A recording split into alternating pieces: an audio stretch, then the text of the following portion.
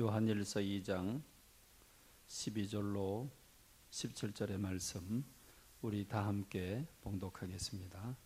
자녀들아, 내가 너희에게 쓰는 것은 너희 죄가 그의 이름으로 말미암아 사함을 받았으며, 아비들아, 내가 너희에게 쓰는 것은 너희가 태초부터 계신 이를 알았으며, 청년들아, 내가 너희에게 쓰는 것은 너희가 악한 자를 이기었음이라. 아이들아, 내가 너희에게 쓴 것은 너희가 아버지를 알았으며, 아비들아, 내가 너희에게 쓴 것은 너희가 태초부터 계신 이를 알았으며, 청년들아, 내가 너희에게 쓴 것은 너희가 강하고 하나님의 말씀이 너희 안에 거하시며 너희가 흉악한 자를 이기었음이니라. 이 세상이나 세상에 있는 것들을 사랑하지 말라. 누구든지 세상을 사랑하면 아버지의 사랑이 그 안에 있지 아니하니, 이는 세상에 있는 모든 것이 육신의 정욕과 안목의 정욕과 이성의 자랑이니 다 아버지께로부터 온 것이 아니요 세상으로부터 온 것이라. 이 세상도 그 정욕도 지나가되 오직 하나님의 뜻을 행하는 자는 영원히 거하느니라. 아멘.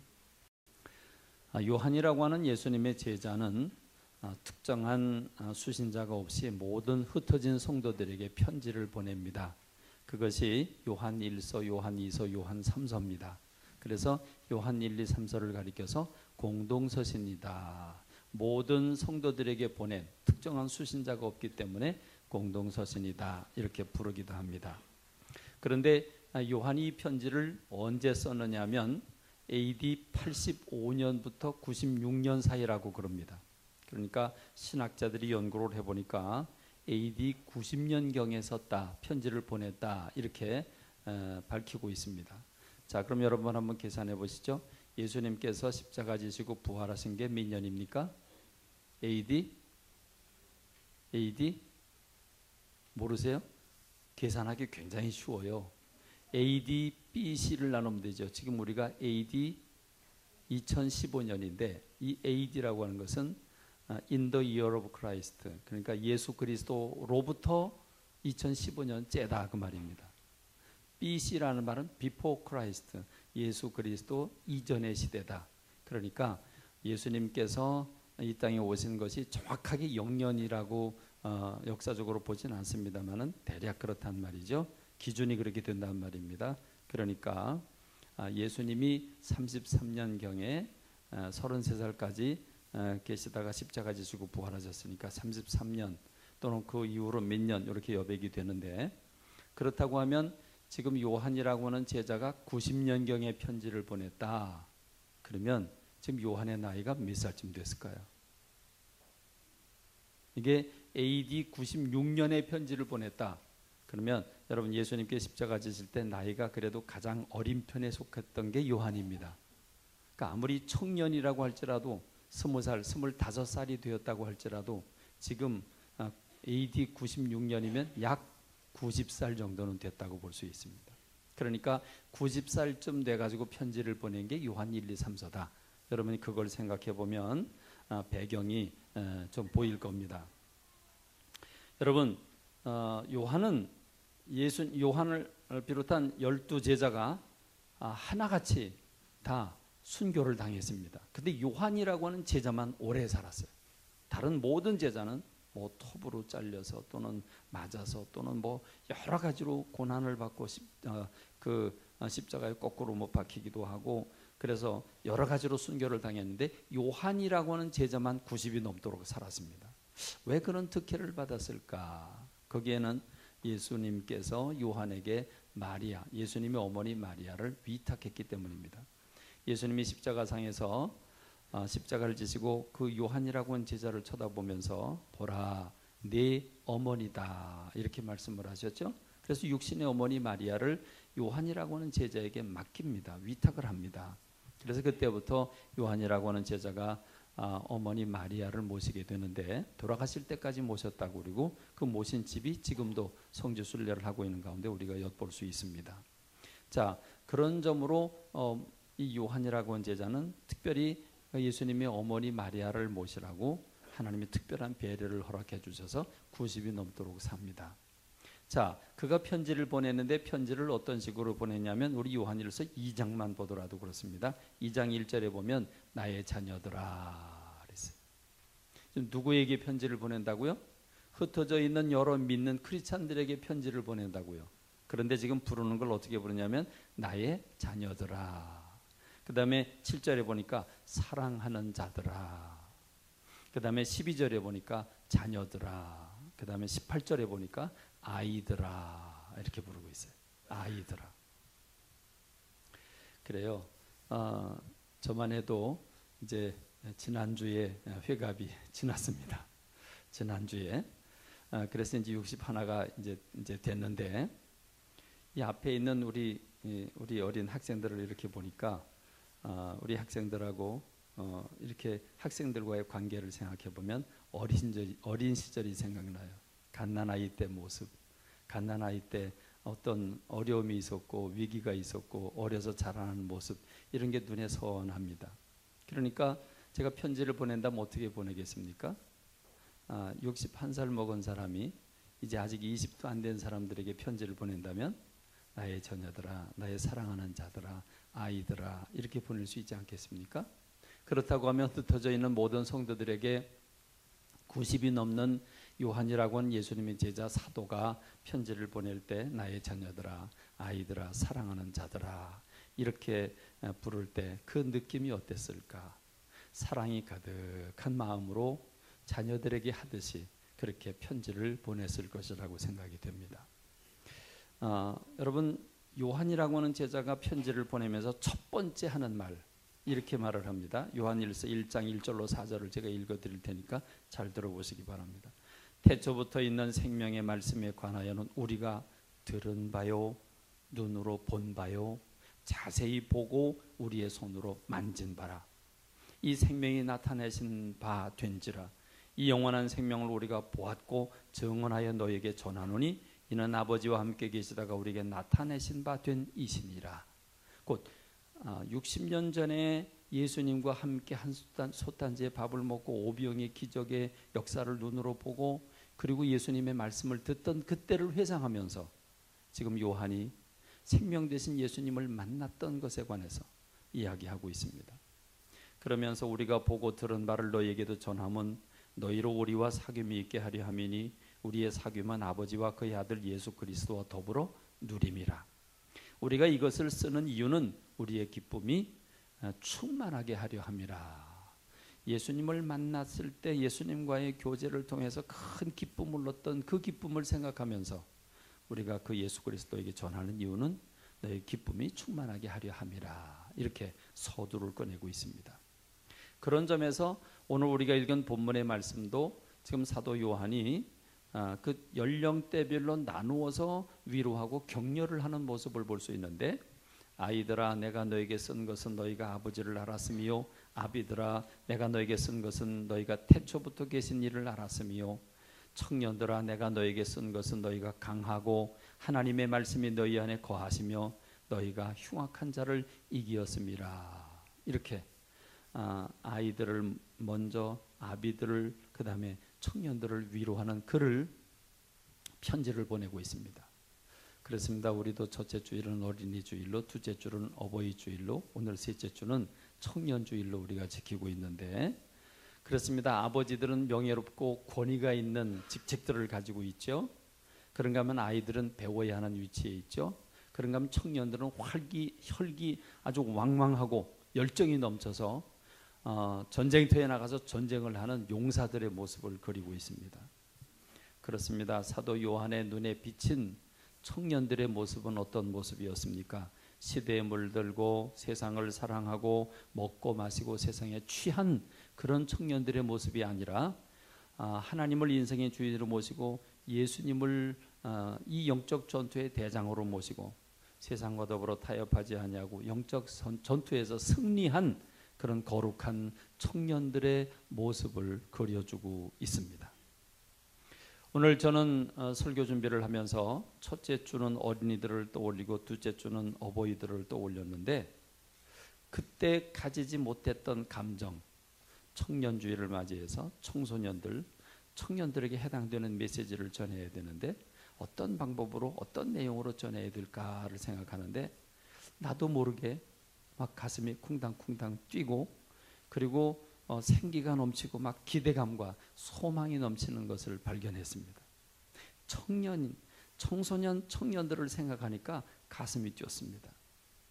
평소 같으면 아유 이 녀석들 저 치마끼리 봐라 저 녀석들 봐라 하는 행동들을 보면 답답하고 좀 속이 상했는데 이번 주는 왠지 모르게 가슴이 뛰고 벅차고 생기가 넘치는 그런 마음을 발견하게 되었습니다. 그렇습니다. 청년, 청소년이란 말만 들어도 우리는 가슴이 뜁니다. 여러분, 청년들에게는, 청소년들에게는 어른들이 지금 현재 가지고 있지 않는 것들을 가지고 있습니다. 우리 청소년, 청년들은 무엇을 가지고 있습니까? 여러분은 우리 여러분만 가지고 있는, 우리 청소년들만 가지고 있는 아주 중요한 것들이 있는데 뭘 가지고 있을까요? 여러분 한번 스무고개 해볼까요? 뭘 가지고 있을까요? 여러분들은 잘 모르는 게 있어요. 여러분 잘 모르는데 너무나 소중한 것들을 가지고 있어요. 그것은 바로 무엇인가 하니? 미래라고 하는 걸 가지고 있습니다. 미래라고 하는 걸 가지고 있습니다. 노년을 맞는 분들에게는 장밋빛 미래가 별로 안 보여요. 내 미래가 뭐지? 그럼 천국 가는 것밖에 미래가 없어. 내 미래가 뭐지? 그럼 질병이 찾아올 것과 내가 더 늙어질 것과 기운이 빠질 것과 이런 것밖에 안 보여요. 그런데 우리 젊은이들은, 청소년들은, 청년들은 미래 그러면 희망찬 미래가 기다리고 있어요. 장밋빛이 기다리고 있어요. 이게 청년들이에요. 물론 어른들도 그런 시절을 다 가지고 있었어요. 근데 이미 지나갔죠. 그런데 우리 청소년들은 미래가 있다는 말입니다. 그렇습니다. 오늘 우리 청소년들은 지금의 모습을 봐서는 안 될 겁니다. 지금 이렇게 어린 모습, 어떻게 보면 천방지축이고 말을 해도 듣지도 않고 지고지뿌리고 그런 여러 가지 모습이 있지만, 그러나 지금 청년들의 모습이 아니라 10년 뒤, 20년 뒤, 30년 뒤 우리 이 젊은 청소년, 청년들의 모습은 늠름한 가장이 돼 있고, 그리고 사회 각층, 정치, 경제, 사회, 문화, 종교 전 분야에 걸쳐서 하나님 나라 일을 열심히 하고 있는 그런 늠름한 장년들의 모습이 보입니다. 그렇습니다. 노년을 생각하면, 또 장년들을 생각하면 미래, 그럼 짜글짜글한 미래를 떠올리게 되는데, 회색빛을 떠올리게 되는데, 우리 젊은이들은 장밋빛을 떠올리게 됩니다. 그래서 우리 청년들과 청소년들에게는 희망이 있습니다. 어른들은 쉼과 안식과 여유를 찾습니다. 좀 쉬고 싶다, 안식하고 싶다, 좀 여유를 가지고 싶다, 그런 바람을 가지고 있다고 한다면 젊은이들은 꿈과 비전을 가지고 있는 줄로 믿습니다. 청년이라고 하는 자체가, 청소년이라는 자체가 푸를 청, 희망을 안고 있는 게 청소년이요 청년입니다. 할렐루야. 네, 나를 보세요. 나를 보세요. 지금 청년들이 얘기를 하고 있거든요.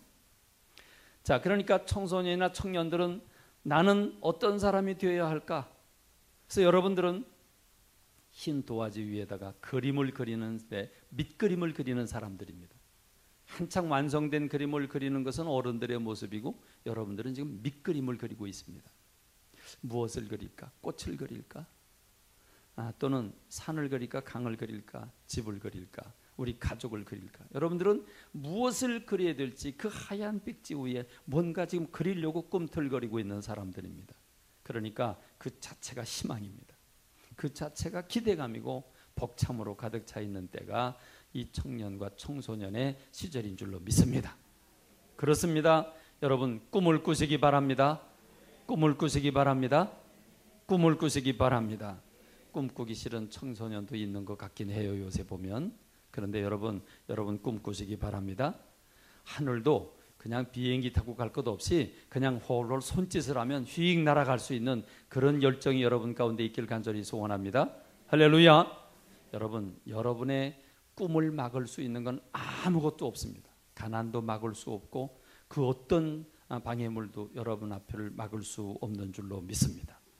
여러분이 먹는 유일한 음식은 꿈이고 희망이고, 그게 바로 기대감이고 비전이라는 것입니다. 할렐루야. 그러니까 오늘 우리 장년부 어른들은 우리는 이미 다 틀렸구나. 우리는 회색빛밖에 없고 이제 뭐 하늘나라 갈 것밖에 없구나. 여러분, 그런데 그렇지 않습니다. 여러분들에게도 오늘 이 청년주일의 메시지가 동일하게 들려지는 줄로 믿습니다. 근데 하나님은 우리 인생들을 영원한 청년으로 창조해 주셨습니다. 믿습니까? 어떻게 하셨습니까? 비록 우리는 여러분 껍데기는 늙어지고 있지만 힘도 빠지고 있지만 그러나 마음만은 영원한 청춘입니다. 그래요, 안 그래요? 지난주 제가 회갑 지났는데 저는 인정 못하겠어요. 현실은 그런데 인정을 못하겠어요. 승인을 못하겠어요. 내가 무슨 회갑이요, 회갑이. 그래서 뭐 식사하자 여자가 나 싫다고. 아니라고. 여러분 왜 그래요? 나이는 들어도 마음은 영원한 청춘이에요. 하나님이 그렇게 우리를 만들어 주셨어요. 고린도후서 4장 16절에 보니까 그러므로 우리가 낙심하지 아니하노니 우리의 겉사람은 낡아지나 우리의 속사람은 날로 새로워지는도다. 할렐루야. 그러므로 여러분 늙은 채 하지 맙시다. 여러분 이 젊은데 몸은 몸뚱이는 그렇죠? 몸뚱이는 젊은데 생각이 텅 비어 있고 매한 친구들을 가리켜서 뭐라 그래? 애 늙은이라고 그래. 애 늙은이. 여러분 몸이 늙었다고 늙은 게 아닌 줄로 믿습니다. 늙은 건 누가 늙은 거냐? 꿈이 없는 사람이 늙은 줄로 믿습니다. 이제 이 나이에 뭐해? 일여선교회라도 꿈이 있어야 되는 줄로 믿습니다. 일남선교회라도 꿈이 있어야 되는 줄로 믿습니다. 내가 이제 이 나이에 뭐해? 그건 늙은이요. 그런 사람 보고 늙었다 그래요. 그런데 일선교회라고 할지라도 내가 지금 호흡 백발이라고 할지라도 꿈이 있는 사람은 저 영원한 젊은이인 줄로 믿습니다. 사도 바울은 죽기 직전까지 그런 죽는 순간까지 꿈을 버리지 않았습니다. 빌립보서 3장 12절 이 빌립보서는 로마 감옥에서 보냈는데 순교하기 직전에 보낸 겁니다. 내가 이미 얻었다 함도 아니요 온전히 이루었다 함도 아니라 오직 내가 그리스도 예수께 잡힌 바 된 그것을 잡으려고 달려가노라. 형제들아 나는 아직 내가 잡은 줄로 여기지 아니하고 오직 한 일 즉 뒤에 있는 것은 잊어버리고 앞에 있는 것을 잡으려고 표대를 향하여 그리스도 예수 안에서 부름의 상을 위하여 달려가노라. 할렐루야. 할렐루야. 이 땅에서 내가 쓸모없다면 하나님께서 이미 데려가서는 줄로 믿습니다. 그러므로 내가 몇 살이든지 관계없이 내 몸이 어떤 상태이든지 관계없이 주님 내가 생명이 붙어 있는 것은 내게 꿈이 있어야 되고 비전이 있어야 되는 것인 줄로 믿습니다. 여러분 나이가 많든 적든 꿈을 꾸시기 바랍니다. 그림을 그리시기를 바랍니다. 손짓을 크게 하시기를 바랍니다. 사람은 젊은이나 노년이나 꿈을 이루면 진짜 늙은입니다. 몸이 늙어서 늙음이 아닙니다. 꿈을 잃고 희망을 잃어버리면 그건 불신자의 소망 없는 사람이 되고 맙니다. 그렇습니다. 제가 비록 회갑은 넘었지만 저에게도 꿈이 있습니다. 가장 가슴이 뛰는 것은 어떻게 하면 우리 교회에 출석하는 300여 우리 성도님들이 기도원의 300용사가 될 수 있을까? 그림만이 성도가 아니고 그림만 장로님, 권사님, 집사님들이 아니고 어떻게 하면 기도원의 300용사가 될 수 있을까? 말씀으로 무장하고 좌로나 우로나 치우치지 아니하고 주님을 위해서 한 목숨 던질 수 있는 그런 충성된 용사가 될 수 있을까? 주님의 영광을 위해서 열정이 넘쳐나는 성도들이 될 수 있을까? 어떻게 하면 말씀으로 무장하고 성령으로 충만하고 기도하고 선교하고 구제하고 나누는 그런 알찬 성도들이 될 수 있을까? 이것을 위해서 내가 무엇을 해야 할 것인가? 특별히 제 마음이 요즘 많이 무겁습니다. 리모델링이 거의 끝나가고 있습니다. 여러분 이제 보시면 알지만 이제 지붕도 다 씌워졌고 속안에도 천장이나 또는 내부가 거의 지금 완성돼 가고 있습니다. 여러분이 지금 공사장이 복잡해서 못 들어가서 잘 체감을 못해서 그렇지 저는 매일 들어가서 확인하고 있습니다. 리모델링은 거의 되고 있는데 중요한 것은 껍데기가 아니라 우리의 영혼의 리모델링이 되어야 되지 않겠습니까? 어떻게 하면 우리 성도들로 하여금 말씀 충만하고 말씀대로 살아가는 기도원의 300용사가 될 수 있을까? 이걸 생각하면 제 가슴이 뜁니다. 흥분이 됩니다. 그런가 하면 저에겐 두 번째 꿈이 있습니다. 두 번째라고 할지 첫 번째라고 할지 그건 구분할 수는 없지만 이제 인생 전체로 바라보면 그래요. 평균 80이라고 하니까 물론 주님이 허락하신 120년이 있으니까 120년으로 따지면 반밖에 못 살았어요. 아직 반 남았어요. 왜 웃어요? 성서적이잖아요. 그렇죠? 그런데 평균으로 따지자면 우리나라의 남자 평균이 80세이기 때문에 80년으로 본다고 한다면 이미 4분의 3은 지나가고 4분의 1밖에 안 남았어요. 그러니까 제가 이제 은퇴가 9년 남았는데 이 9년이라는 세월을 어떻게 보내야 할 것인가. 물론 목회자니까 70이니까 9년이지 일반 성도님들 같으면 직장 생활에서 뭐 62, 뭐 이제 내년이면 다 은퇴를 해야 되는데, 여러분, 저는 이제 9년 남은 이 시점을 생각하면서 내가 후회 없이 이 남은 9년 동안 내가 집중해야 될 일이 뭘까? 이걸 생각해 보면 그렇습니다. 우리 청소년들이고 우리 청년들입니다. 다음 세대를 일으키는 일입니다. 다음 세대를 일으키지 않으면 우리나라의 미래가 없는 줄로 믿습니다. 우리 가정의 미래가 없고 하나님 나라의 미래가 없는 줄로 믿습니다.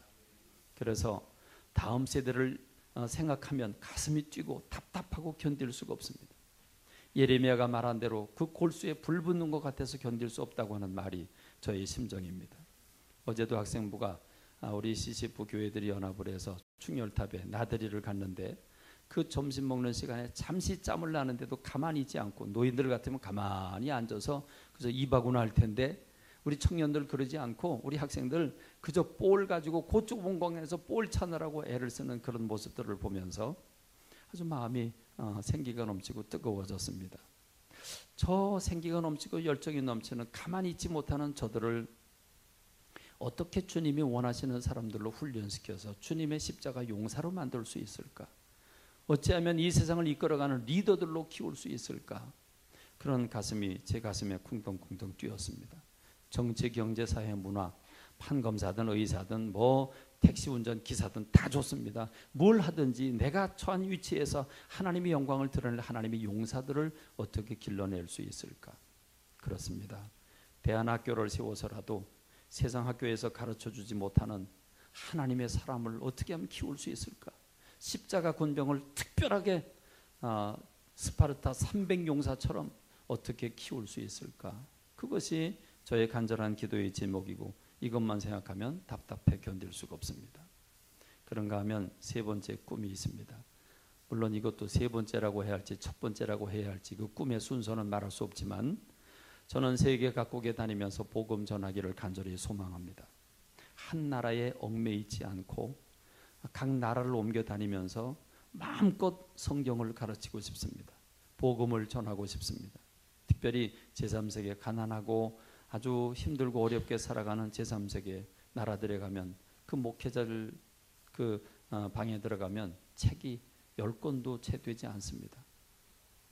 신학교를 가보면 정말 그들이 얼마나 복음을 사모하는지 모릅니다. 그런 신학교를 돌아가면서 한 곳에 머물러 여러 달 동안 성경을 마음껏 가르치고 또 다음 나라로 가고 다음 나라로 가고, 그게 제 간절한 소망입니다. 지금 이 광염교회라고는 울타리에 매여 있어서 이 복음을 사모하는 저들에게 달려가지 못하는 제 마음이 얼마나 답답한지 몰라요. 거기다 또 우리 성도님들이 저한테 자꾸 이 눈을 옆으로 이렇게 째려보거든요. 이렇게 째려보면서 왜 자꾸 바깥으로 나가나, 우리들을 사랑해 주지 왜 자꾸 바깥에 나가나, 이래가지고 제가 여러분 눈치를 보느라고 잘 못 나가요. 그러다 보니까 빨리 은퇴하고 싶어요.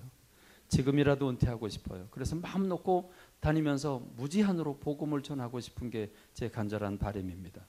70까지 하고 난 다음에 은퇴하고 나면 이게 서 있는 힘이 없어서 복음을 못 전하면 어떻게 하나, 이게 이제 지금의 우려입니다. 그렇습니다.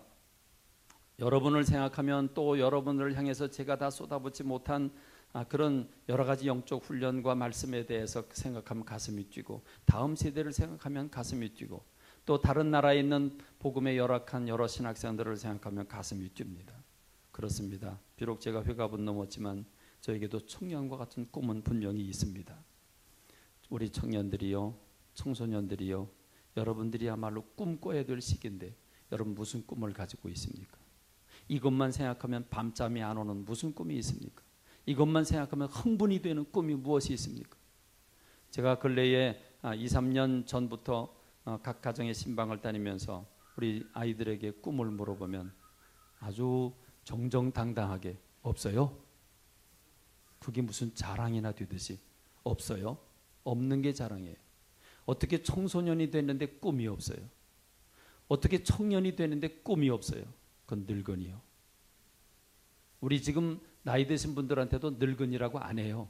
어르신이라고 그러지. 그렇죠? 그런데 꿈이 없는 청소년은 늙은이요. 왜? 마음이 늙었어. 여러분 꿈을 가지시기 바랍니다. 꿈을 가지시기 바랍니다. 그림을 그리시기를 바랍니다. 여러분 무슨 그림을 그려도 좋아요. 꿈을 가져야 돼요.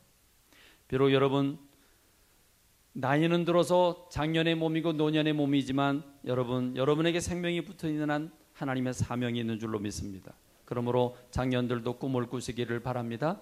영원한 청년인 여러분 꿈을 꾸시기를 바랍니다. 내가 어디에 소망을 가지고 살아가야 되는지, 무엇을 위해 살아가야 되는지 여러분의 인생과 신앙을 점검하는 여러분 되시기를 바랍니다. 자, 그런데 문제는 청소년이나 청년 때 가진 꿈이 저절로 실현되는 건 아니라는 겁니다. 나이를 먹으면 저절로 어른이 된다. 아닙니다. 나이 먹어서 어른이 육체는 될지 모르지만 어른으로서의 말과 어른으로서의 행동을 못하면 아이들도 무시합니다. 그러니까 어른다운 어른이 되어야 합니다. 마찬가지입니다. 여러분 꿈은 나이 먹는다고 저절로 실현되는 게 아닙니다. 꿈을 향한 목표가 있어야 되고 그 목표를 향해서 집중해야 되고 그 집중하기 위해서 내가 시간도 그리고 몸도 마음도 땀도 그리고 여러 가지로 온몸을 던져서 그 목표를 향해서 집중해야 얻을 수 있지. 그렇지 않으면 저절로 얻을 수는 없다는 말입니다. 성경은 이것을 가리켜서 훈련이라고 말합니다. 그렇습니다.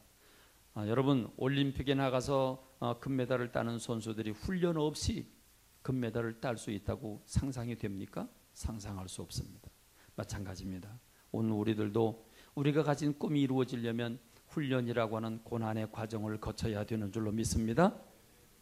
성경을 보십시오. 족장시대는 아브라함도 이삭도 야곱도 그들은 정처 없이 나그네로 수십 년을 돌면서 고난을 받고 훈련받는 끝에 믿음의 용사로 자라나게 됩니다. 이삭도 20년 동안이나 자식이 없어 쩔쩔매다가 야곱과 에서를 얻게 됩니다. 야곱도 타향살이를 20년 동안 대릴사위 머슴살이를 하면서 그는 거기서 복을 받게 됩니다.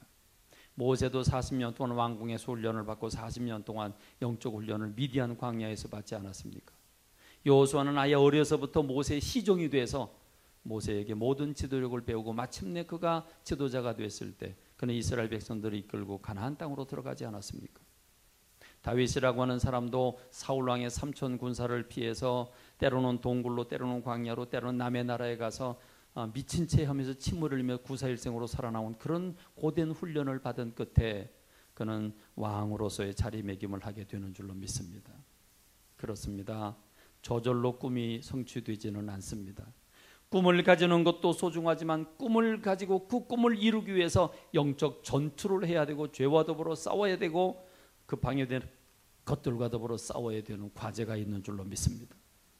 오늘 특별히 사도 요한이 청년들에게 보내는 이 메시지를 보면 아주 가슴이 뜁니다. 청년들아 내가 너에게 쓴 것은 너희가 강하고 하나님의 말씀이 너희 안에 거하시며 너희가 흉악한 자를 이기었음이라. 청년들에게 이야기하는데 이겼다는 겁니다. 누구를 이겨요? 흉악한 자를 이겼어요. 흉악한 자는 어떤 행동을 합니까? 흉악한 자는 법을 지키지 않습니다. 흉악한 자는 온갖 불법을 사용합니다.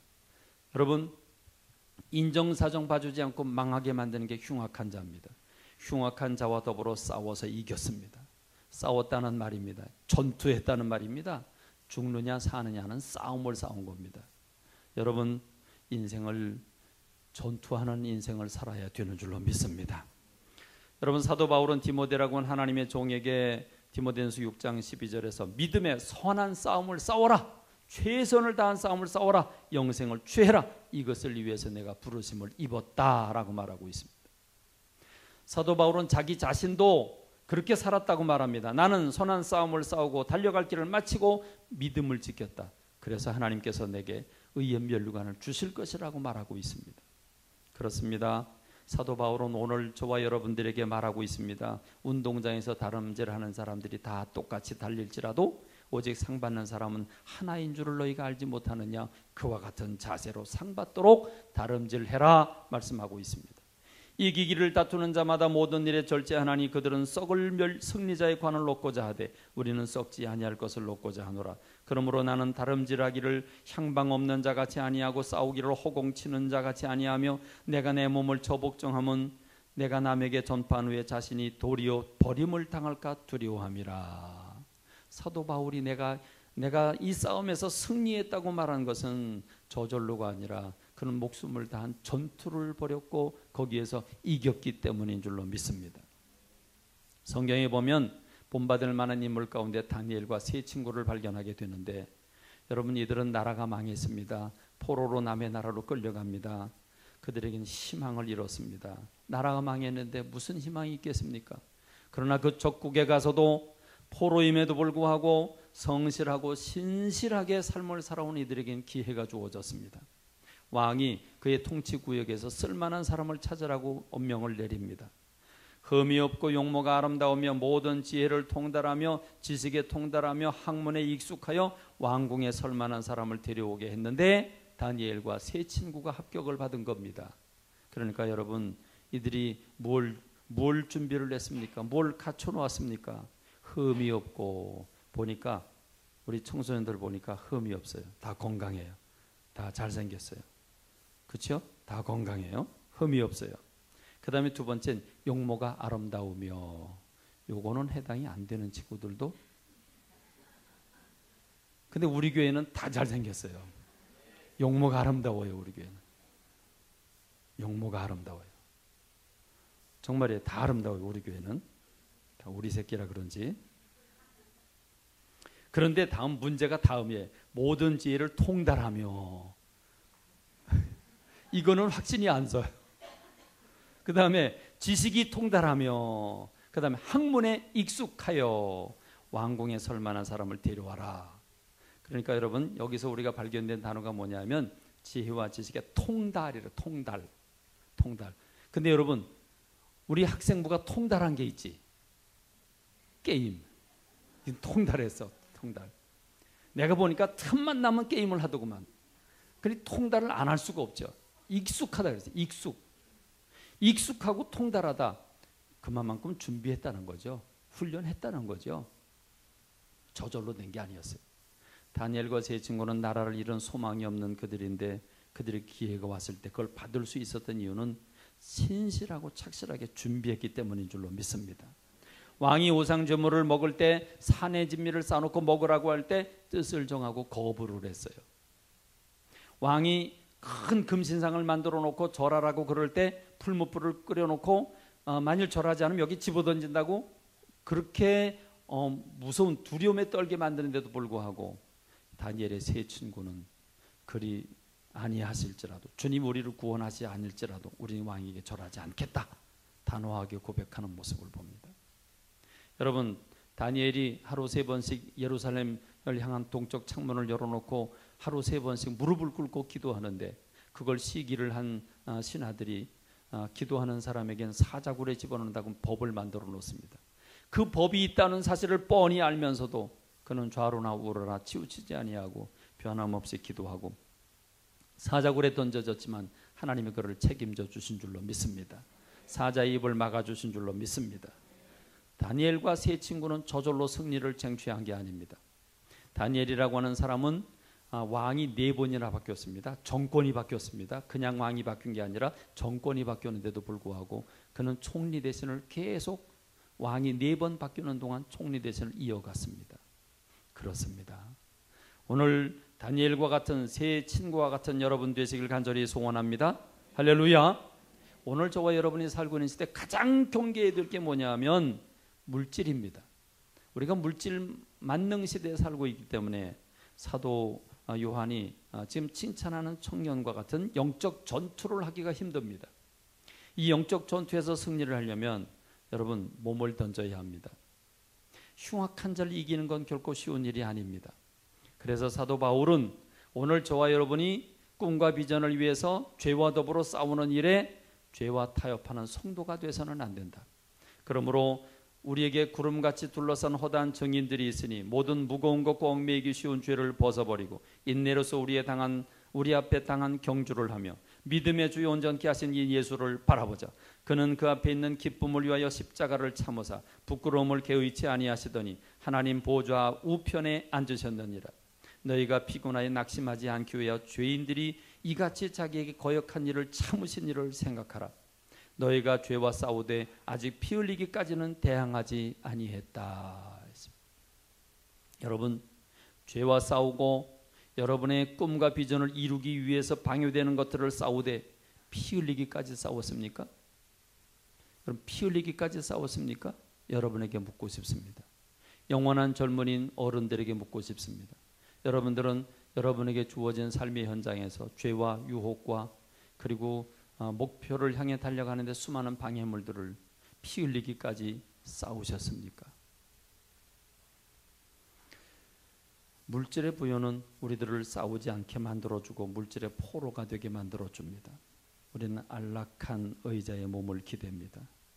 그리고 맛있는 것과 멋있는 것을 찾아서 헤맵니다. 사치와 향락에 물들어 있습니다. 세상과 마귀와 대적해서 싸워야 되는데 싸울 줄 모르는 오히려 마귀의 포로가 되어 있는, 세상의 포로가 되어 있는 우리들의 모습입니다. 그래서 사도 요한은 청년들의 영적 전투에서 승리한 것을 격려하면서 이렇게 권고합니다. 이 세상이나 세상에 있는 것들을 사랑하지 마라. 누구든지 세상을 사랑하면 아버지의 사랑이 그 안에 있지 아니하니 이는 세상에 있는 모든 것이 육신의 정욕과 안목의 정욕과 이생의 자랑이니 다 아버지께로부터 온 것이 아니요 세상으로부터 온 것이라. 이 세상도 그 정욕도 지나가되 오직 하나님의 뜻을 행하는 자는 영원히 거하느니라. 할렐루야. 청소년 여러분, 우리 학생부, 대학부 청년 여러분, 여러분에게는 미래가 있습니다. 여러분에게는 희망이 있습니다. 꿈을 가지시기 바랍니다. 그리고 그 꿈을 향해서 몸을 던지시기 바랍니다. 몸을 던지시기 바랍니다. 왜 어른들이 대답을 하냐? 여러분이 대답을 해야지. 아멘이라고 온 젖먹는 힘까지 내서 아멘을 부르짖어야지. 왜 감상하고 앉아있냐? 우리 청년들에게 다시 말합니다. 청소년에게 다시 말합니다. 여러분에겐 미래가 있습니다. 여러분에겐 미래가 있습니다.